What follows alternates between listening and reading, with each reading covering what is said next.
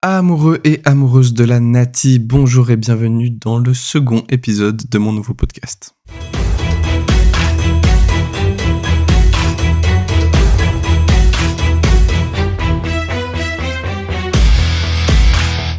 Le patron Granit Xhaka a quitté Arsenal cet été pour rejoindre le Bayer Leverkusen. Un choix qui en a interrogé plus d'un, les supporters suisses se demandant si c'était une bonne décision, si ce n'était pas un peu un retour en arrière dans la carrière du milieu de terrain. Et pourtant, après quelques mois, il y a beaucoup moins de sceptiques sur cette décision. Est-ce que Xhaka n'aurait pas fait le choix idéal en rejoignant le Bayer Leverkusen ? Le sujet me semble plutôt important puisque Granit Xhaka est le capitaine de l'équipe de Suisse, le joueur le plus capé de l'histoire de l'équipe de Suisse et fait partie clairement des meilleurs joueurs de l'histoire de la Nati. De plus, son transfert au Bayer Leverkusen avait suscité pas mal de réactions sur les réseaux sociaux, dans les médias, notamment des supporters suisses qui étaient déçus de le voir quitter Arsenal et un peu déçus de le voir aller au Bayer Leverkusen. C'est un joueur clivant qui crée le débat et c'est pour ça qu'il est le parfait sujet pour lancer ce nouvel épisode. Le 28 mai 2023, Granit Xhaka inscrivait un doublé contre Wolverhampton en à peu près 4 minutes devant l'Emirates Stadium pour son dernier match sous les couleurs d'Arsenal. Cette rencontre marquait la fin d'une ère tumultueuse, une histoire d'amour et de haine entre Granit et les supporters des Gunners. En ces temps, sous Wenger, Emery ou Arteta, Xhaka a joué 297 matchs pour Arsenal. Son histoire était notamment très proche de se terminer en 2019, quand il sort du terrain en balançant le brassard de capitaine au sol et en insultant les supporters. On pensait qu'il allait partir, qu'il allait rejoindre la Roma notamment, et pourtant Xhaka est resté et a persévéré. Il y a eu beaucoup d'erreurs défensives, il y a eu beaucoup des cartons rouges, on se souvient, c'était un peu devenu un gag, le fait que Xhaka était vraiment quelqu'un avec un fort tempérament, et il prenait un carton rouge au moins 2 fois par saison. On lui reprochait souvent les mauvais résultats d'Arsenal durant cette dernière période. Ça a été vraiment compliqué à certains moments pour Xhaka avec les Gunners, et pourtant ça s'est très très bien fini. C'est finalement après, selon moi, la plus belle saison de sa carrière, que Granit Xhaka a fait ses adieux à l'Angleterre. Durant sa dernière saison sous Arteta, il avait été placé un peu plus haut par le coach espagnol, aux côtés de Thomas Partey et de Martin Odegaard, sur le terrain, et il avait fait une sacrée saison. Une dernière saison qui signait aussi le retour d'Arsenal au très haut niveau, avec une saison absolument dingue, avec un jeu absolument magnifique. Ça jouait super bien l'année passée avec Arsenal, encore cette année, mais un peu moins je trouve quand même, et surtout où ils n'ont pas été loin de troquer le titre à Manchester City. Ils ont fini par terminer 2e juste derrière eux, mais ils ont été premiers pendant un long moment, et c'est parce qu'ils se sont un peu foirés sur la fin qu'ils n'ont pas réussi à troquer le titre. Et Xhaka a été un grand partisan de cette saison, de cette réussite. Même statistiquement, là où c'est vraiment pas son point fort de base, il a 9 buts et 7 passes décisives, toutes compétitions confondues. Pour un milieu de terrain, pour Granit Xhaka, c'est absolument excellent. Il était impressionnant, il s'imposait comme le patron du milieu de terrain. Et d'ailleurs, on le voit aujourd'hui, il manque cruellement à Arsenal. Declan Rice est absolument excellent, effectivement, mais on voit bien qu'avec Kai Havertz, ça ne fait pas la même chose. Beaucoup de supporters disent sur les réseaux sociaux que Xhaka leur manque, qu'ils aimeraient le retour de Granit Xhaka. Quelque chose qui paraissait assez inenvisageable il y a encore quelques années en fait. Et pourtant, c'est à ce moment-là que Granit Xhaka a décidé de quitter Arsenal pour rejoindre le Bayer Leverkusen. Et les premières réactions à ce transfert étaient plutôt négatives en Suisse, voire même très négatives. Beaucoup lui reprochaient une sorte de downgrade dans sa carrière, que de passer de Arsenal au Bayer Leverkusen, c'était un peu un gros échec. Et pourtant aujourd'hui, il est difficile de rester sur cette position tant Granit Xhaka et le Bayer Leverkusen impressionnent. Est-ce que finalement c'était pas le choix idéal pour Xhaka ? Bon, on va pas se mentir, pour l'instant, c'est excellent. J'ai eu l'occasion de voir quelques matchs de Bayer Leverkusen, et c'était à chaque fois très très fort. Et quand je peux pas les regarder, je regarde sur les réseaux sociaux, et les performances de Xhaka sont à chaque fois saluées. En Bundesliga, Xhaka a joué 13 matchs sur 13, et à peu près à chaque fois les 90 minutes possibles. En Europa League, il en a joué 4 sur 5, il a manqué le dernier parce que l'équipe a pas mal fait tourner, et il a également joué 2 matchs en coupe. Xhaka s'est clairement imposé comme le patron de ce milieu de terrain, il est directement devenu indiscutable dans cette équipe, comme il l'a fait avec Arsenal ou avec l'équipe de Suisse. Je sais pas si vous avez vu sa passe décisive pour Adli en Ligue Europa, elle est juste folle, sa vision du jeu depuis quelque temps, c'est quelque chose, c'est digne de De Bruyne ou Bruno Fernandes cette passe. Autre statistique dévoilée il y a pas longtemps, Xhaka a réalisé plus de passes réussies dans le dernier tiers que tout autre joueur des 7 meilleurs championnats européens cette saison, avec 129 passes. C'est un monstre.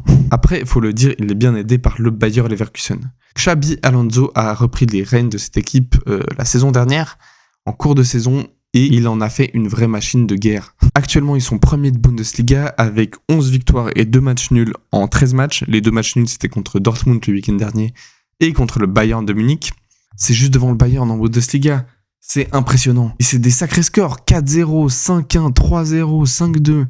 C'est une machine à but et en plus, c'est très solide défensivement. Le coach espagnol a réussi à créer une vraie équipe mélangeant l'expérience et les jeunes cracks. Il est vraiment bien entouré. Il y a Boniface en attaque, il y a Vritz qui est absolument dingue, il y a les latéraux Frimpong et Grimaldo. Il joue avec Palacios au milieu de terrain.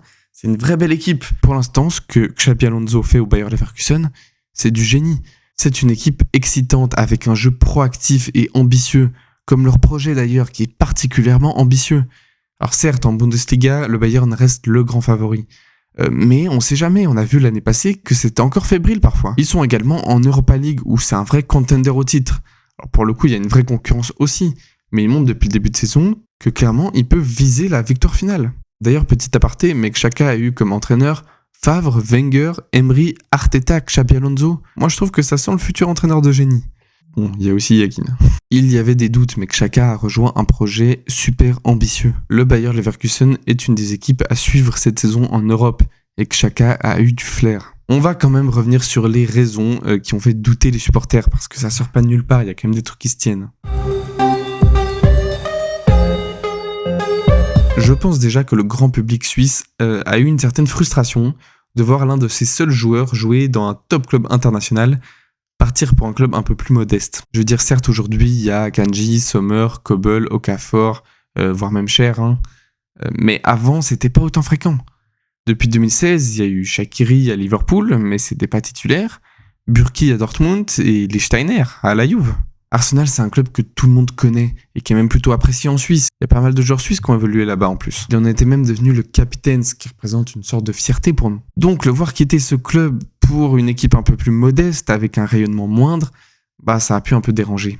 En plus, Bayer Leverkusen, c'est galère à écrire, à retenir. C'est bête, mais pour un public plus large, ça peut un peu jouer, mine de rien. Il y a aussi le déplacement de la grande première ligue, qui est considérée aujourd'hui, à juste titre, comme le meilleur championnat du monde, vers la Bundesliga. En Angleterre, ils pouvaient viser le titre. D'ailleurs, actuellement, Arsenal est premier de PL. Et il en est passé très proche l'année passée. Donc je comprends qu'il y a une certaine frustration de le voir partir d'Arsenal quand le club retrouve ses beaux jours, quand il retrouve la Ligue des Champions. Mais moi, j'ai ressenti une certaine frustration de me dire qu'il n'aura peut-être jamais ce titre qu'il mériterait clairement. Mais je pense que de toute façon, par rapport à l'équipe de Suisse, parce que c'est de ça qu'il est sujet, en fait, le plus important, c'est qu'il garde le niveau. C'est qu'il reste un titulaire indiscutable en club, et pour le coup, c'est le cas. 13 matchs sur 13, il les a joués. S'il avait poursuivi sa carrière dans un autre effectif de première ligue, il y aurait eu un risque qu'il soit pas à 100% titulaire. Je sais pas pourquoi, mais j'ai l'impression qu'en première ligue, on n'est jamais sûr à 100% de sa place de titulaire. Tellement il y a des gros noms, il y a de la concurrence, il y a des énormes budgets en première ligue, c'est compliqué. Pareil pour le Bayern, où il y avait quelques rumeurs entre Goretzka et Kimmich, il aurait fallu s'accrocher. Finalement, un point que beaucoup de gens ont oublié au moment de juger le transfert de Xhaka, c'est l'aspect humain.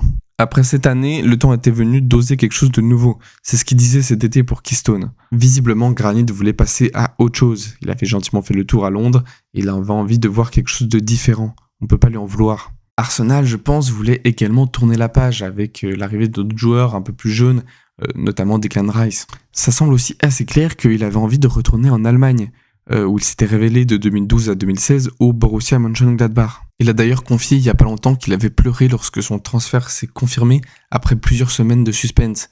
C'est dire à quel point c'était important pour lui. Il y avait aussi des rumeurs sur le fait que sa femme avait joué un rôle là-dedans, mais il a tout démenti cet été. Alors oui, il y a aussi peut-être quelques risques, comme le fait de jouer potentiellement dans un championnat moins intensif, ou encore que Xabi Alonso rejoigne le Real Madrid l'été prochain. Mais Xhaka a encore du temps devant lui, et pour l'instant, il semble qu'il ait pris la bonne décision pour sa carrière. Personnellement, je rêve désormais de voir Xhaka soulever un trophée avec le Bayer Leverkusen, être le héros d'une épopée folle, de quelque chose d'historique, que ce soit en Allemagne ou en Europa League, ou même en Coupe d'Allemagne. Le Bayer Leverkusen est une équipe excitante, est une des révélations de la saison. C'est une équipe pour laquelle les fans de football allument la télé. Et c'est ça qui est important de ne pas oublier. Je sais qu'il est pas tout le temps apprécié, mais moi je trouve que Xhaka est particulièrement attachant. Tu sens que c'est un gars bien, il a toujours fait l'unanimité dans les vestiaires ou auprès de ses coachs, que ce soit à Arsenal, au Bayern, au Borussia Mönchengladbach avec l'équipe de Suisse. C'est notre capitaine. Vous avez peut-être vu la vidéo passée où il est avec la maman de son coéquipier nigérien, Victor Boniface. Certes, c'est un peu une grande gueule, il a une forte personnalité, on le voit avec Murat Yakin, il aime pas se laisser marcher dessus. Mais je trouve que Xhaka est quelqu'un de particulièrement attachant. Et je trouve qu'il mérite plus de reconnaissance déjà, et de vivre une vraie épopée avec une équipe. Forcément, on ne sait pas ce que nous réserve la suite. On sait que dans le football, ça peut aller très vite. Tout d'un coup, le Bayer Leverkusen va tout d'un coup chuter. Mais pour l'instant, il semble que Xhaka ait pris la bonne décision, si ce n'est le choix parfait, en fait, pour sa carrière. Merci beaucoup d'avoir écouté cet épisode. N'hésitez pas à laisser un like si vous avez apprécié ou un commentaire.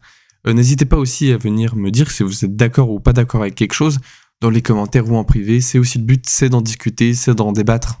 Merci aussi beaucoup pour les retours sur le premier épisode et sur le lancement de ce projet. Ça fait très longtemps que j'ai ça en tête. C'est vraiment quelque chose que je fais pour m'amuser. Mais avoir autant de gens qui sont venus voir par curiosité, qui sont venus m'écrire, qui sont venus me soutenir là-dedans, c'est vraiment cool, ça fait plaisir. Et ça donne envie de continuer, donc vraiment merci beaucoup. Voilà, amoureux et amoureuses de la Nati, merci beaucoup et à la semaine prochaine pour un nouvel épisode. Ciao.